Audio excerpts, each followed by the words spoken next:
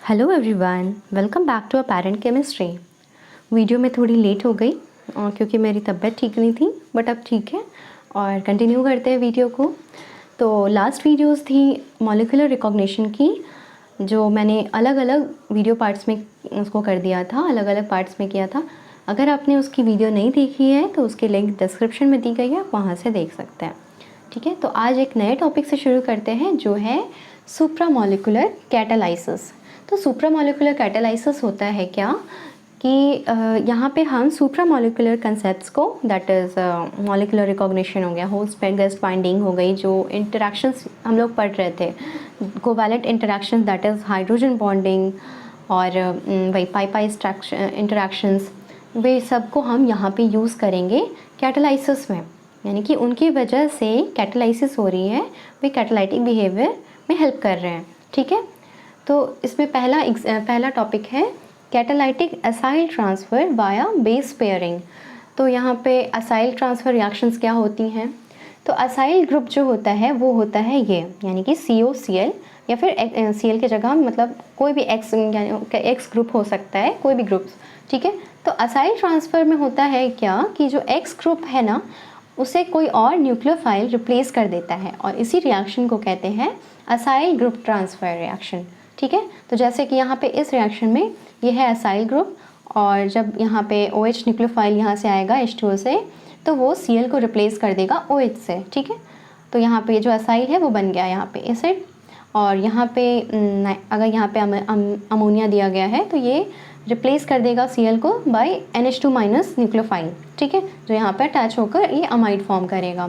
तो इसी रिएक्शन को हम यूज़ करेंगे वाया बेस पेयरिंग, और ये जो रिएक्शंस हम लोग एग्जाम्पल में देखने वाले हैं वो होती है थ्रू बेस पेयरिंग, और इन सब में हेल्प करता है सुप्रामॉलिक्यूलर स्ट्रक्चर्स, उसका कॉन्सेप्ट यहाँ पे यूज़ होता है, वो हम आगे बेटर समझेंगे एग्जाम्पल्स के थ्रू। ठीक है, तो यहाँ पे कैटालाइटिक असाइल ट्रांसफ़र में बेस पेयरिंग का रोल को समझने के लिए हम ले रहे हैं एक केम्स ट्राई एसिड डेरिवेटिव और एक एडेनिन डेरिवेटिव।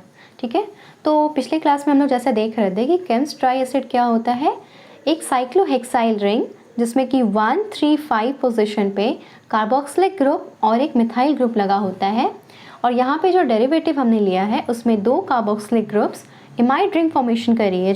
ये जो रिंग फॉर्म हुआ है वो एक एमाइड रिंग है, और जो थर्ड कार्बोक्सिलिक ग्रुप है वो यहाँ पे अमिडिफाई हो गया है, यानी कि अमाइड बन गया है। ठीक है, और यहाँ पे हम एक एडेनिन डेरिवेटिव ले रहे हैं। Adenine is a base.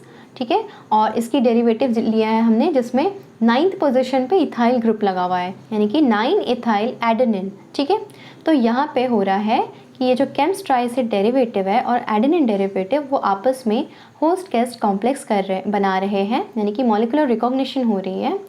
That is यहाँ पे जो एमाइड रिंग है वो इस पोर्शन के साथ इंटरेक्शन कर रहा है थ्रू हाइड्रोजन बॉन्डिंग, और वही जो इंटरेक्शंस होती थी उनके साथ, और ये इस तरह से कॉम्प्लेक्स फॉर्मेशन कर रहा है। तो यहाँ पे जो कॉम्प्लेक्स फॉर्म हुई है वो ही आगे हेल्प करता है कैटालाइसिस में in acyl transfer reactions. So I hope यहाँ पे कोई मतलब कन्फ्यूजन नहीं रह रही होगी आपको। अगर कोई कन्फ्यूजन है तो आप कमेंट में ज़रूर लिखिएगा। तो मैंने तो कोशिश किया यहाँ पे समझाने के लिए कि मेनली यहाँ पे कैटालाइसिस में हेल्प कर रहा है, ये जो स्ट्रक्चर फॉर्म हो रहा है ना वो हेल्प करता है कैटालाइसिस में in acyl transfer reaction. Okay, अब ये जो भयानक सा एग्जाम्पल लिया है वो भले ही देखने में डरावना लग रहा हो, बट वो बहुत ही सिंपल है। बस हम लोग को यहाँ पे पहचानना आना चाहिए कि जो रिएक्टेंट्स हैं वो आखिर है क्या। तो अभी जैसे देख रहे थे हम लोग कि केम्स डेरिवेटिव लिया था हमने और एडेनिन डेरिवेटिव, तो उसी तरह यहाँ पे भी ये है केम्स डेरिवेटिव और यहाँ पे ये है एडेनिन डेरिवेटिव।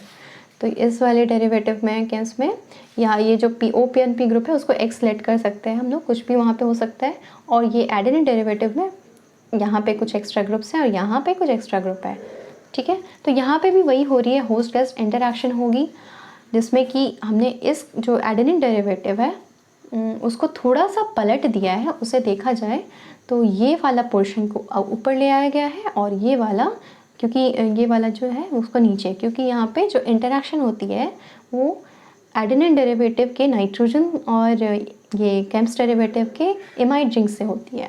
सो इसे इस तरह से ही प्लेस करेंगे और यहाँ पे यहाँ इंटरेक्शन हुई है, तो ये जो फॉर्मेशन हुआ, ये जो कन्फर्मेशन हुआ ना होस्ट गेस्ट कॉम्प्लेक्स का, तो ये यहाँ पे कैटालाइटिक बिहेवियर शो करता है, यानी कि इस कन्फर्मेशन की वजह से ही ये रिएक्शन और आसान हो रही है, यहाँ असाइल ट्रांसफ़र ईजी हो रहा है, बिकॉज इस स्ट्रक्चर के वजह से ये अमीन पार्ट जो है वो ये असाइल ग्रुप के ज़्यादा क्लोज आ पा रहा है और ये लोन पेयर्स आराम से कार्बोनिल कार्बन को दे पा रहा है, यानी कि इजी अटैक को ये अलाउ कर रहा है। ठीक है, तो इसी कन्फर्मेशन की वजह से यहाँ पे ये अटैक इजी हो पा रही है।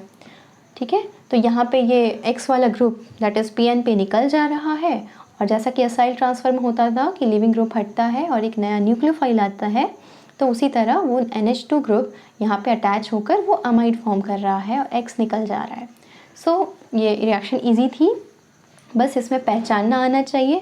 भले ही ये कंपाउंड कॉम्प्लेक्स थोड़ा बड़ा दिख रहा हो, बट ये ईजी है। ठीक है, इसलिए इसे टफ नहीं समझना है। तो आप आई होप यहाँ के कैटालाइसिस कैसे हो रही है वो समझ गए होंगे। आगे देखते हैं नेक्स्ट टॉपिक। फिर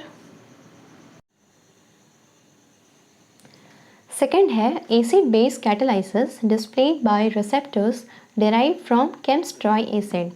मतलब इससे पहले जो हम लोग कैटालाइसिस देख रहे थे उसमें बेस पेयरिंग हेल्प कर रहा था कैटालाइज करने में। ठीक है, और यहाँ पे जो कैटालाइसिस हो रही है वो हो रही है थ्रू एसिड बेस रिएक्शंस।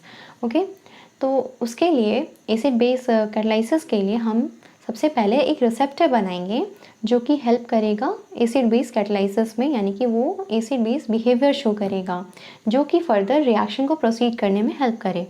ठीक है, तो वो जो रिसेप्टर फॉर्म हो रहा है उसके लिए हम ले रहे हैं 2 मोल केम्स ट्राई एसिड और 1 मोल ऑफ एक्रिडिन। ठीक है, तो यहाँ पे एक्रिडिन में जो अमीन ग्रुप्स हैं वो केम्स ट्राई एसिड के 2 कार्बोक्सिलेट ग्रुप के साथ मिलकर इमाइड रिंग फॉर्म कर रहे हैं। जैसा कि पहले हम लोग देखे थे अभी इमाइड रिंग कैसा होता है, तो वो इस तरह से यहाँ पे इमाइड रिंग यहाँ पे भी फॉर्म हुआ, वहाँ पे भी फॉर्म हुआ।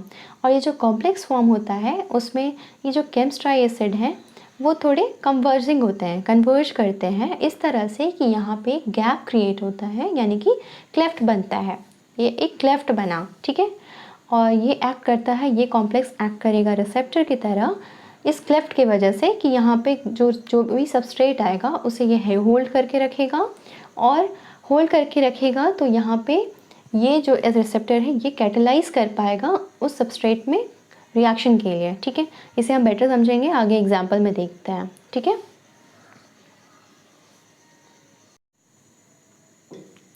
Now the acid base catalytic behavior is shown by the converging carboxylic groups and the acridin nitrogen lone pair। यानी कि जो रिसेप्टर देखे बनाए हम लोग उस वो acid base catalytic behaviour show करता है due to this free carboxylic acid groups present here and the nitrogen lone pair. ठीक है, इसकी वजह से ही acid base catalytic behaviour show हो रही है।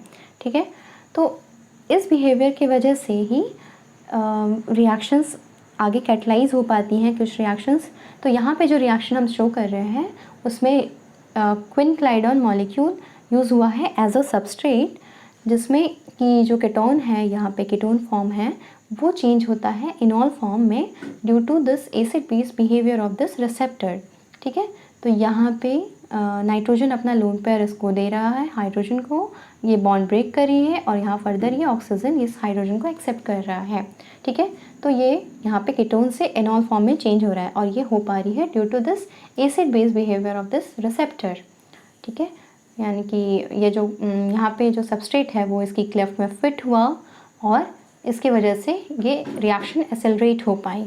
ठीक है, सो यहाँ पे हमारी इस वीडियो की पार्ट ख़त्म होती है। सुप्रामोलिकुलर कैटालाइसिस पार्ट 2 भी आएगी, एक टॉपिक बाकी है वो उसमें मैं कवर करूँगी। ओके, आई होप यहाँ पे ये टॉपिक क्लियर हो गई होगी। किसी तरह की भी डाउट है तो आप कमेंट में मेंशन करिए, वहाँ पे मैं क्लियर कर दूँगी। और आगे की वीडियो अपडेट्स के लिए सब्सक्राइब करना ना भूलें और शेयर करें जिन बच्चों को ये ज़रूरत हो। ठीक है, so thank you for watching.